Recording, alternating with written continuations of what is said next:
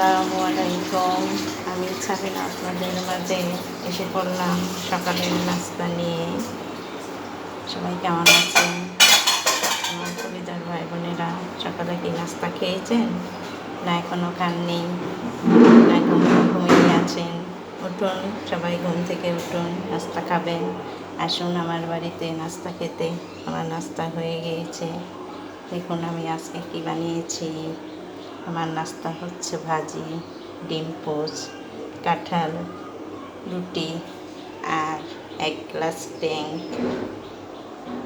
গরম তো, তাই 1 গ্লাস ট্যাং নিয়েছি। তারপরে আপনাদের সকালে নাস্তা কি হয়েছে, কি খাবেন সবাই?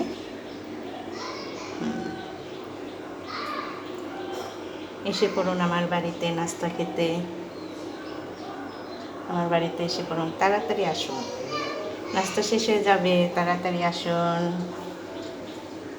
তাড়াতাড়ি এসে পড়ুন। সবাই ভালো থাকবেন। আপনাদের মাঝের থেকে এবার বিদায় নিচ্ছি।